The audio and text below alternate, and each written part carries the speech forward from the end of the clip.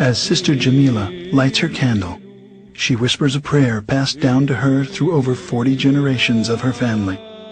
The rising smoke carries her prayer high into the heavens. She is a member of the original Christian church, started almost 2,000 years ago. But what happened to this original church, and where do we find it?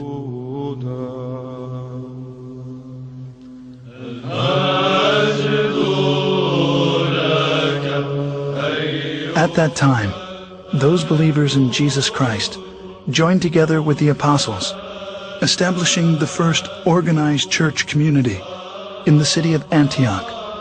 It is there in Antioch that they were first called Christians, as stated in Acts 11:25.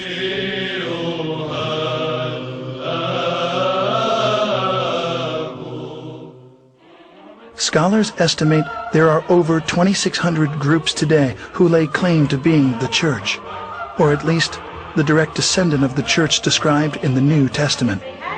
As Christianity has inarguably played a considerable role in our history, it is important to understand the factors which have led to its current divided state.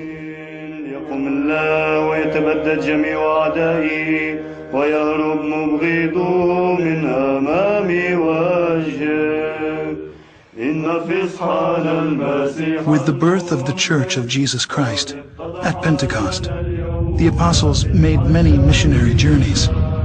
Over time, 5 patriarchates were established in Antioch, Jerusalem, Rome, Alexandria, and Constantinople. The apostle Peter was the first bishop of Antioch. 12 years later, he became the first bishop of Rome, leaving the apostle Paul as the head of the Antiochian church, while James, the brother of Jesus, was the first bishop of Jerusalem. Even though they were in full communion with one another, disputes arose over the adherence to the Old Testament law. James gave the solution to settle all doctrinal and moral issues through ecumenical councils, and the church flourished for 1,054 years.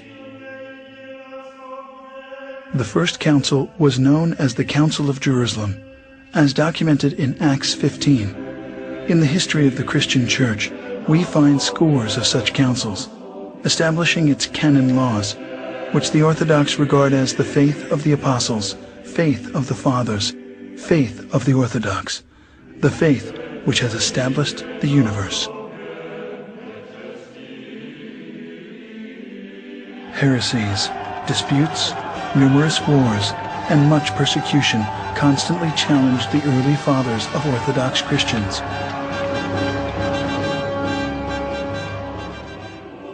But because the church was unified, it continued to survive. At the Ecumenical Council in 325 at Nicaea, the bishops decided they needed a creed. After much prayer and some 90 years, what's known today as the Nicene Creed was finally written.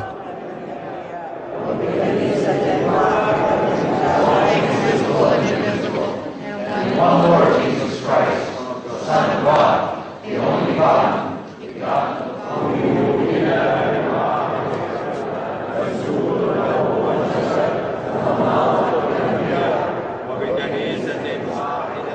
Between the years 325 and 787, 7 meetings were held to establish the laws of the Church. These became known as the 7 Ecumenical Councils. The faith of the Church, at the close of its first 1,000 years, was the same. The doctrine, the creed, the government were all recognized as one, everywhere. This one Church was the Orthodox Church, which has weathered many attacks. This cohesion, however, was soon to end. As the first millennium was drawing to a close, tensions began to mount between the Western Church, Rome, and the 4 Eastern churches. the bishops of Rome began to claim authority over the other 4 churches, on the claim that the Roman Patriarch was the only true successor of Peter. 2 giant issues emerged. First, Rome's declaration of the Pope's supremacy, and second, that the wording of the 700-year-old creed be changed. As disunity led to conflict, a cardinal was sent by the Roman bishop to slap a document on the altar of the church in Constantinople during a Sunday worship, excommunicating the Patriarch of Constantinople from the church. The final consequences of these tragic events was a massive split. The Great Schism occurred in the year 1054. Pursuing his claim of universal headship of the Church, the Patriarch of Rome broke from the other 4 churches, creating the Roman Catholic Church, independent of the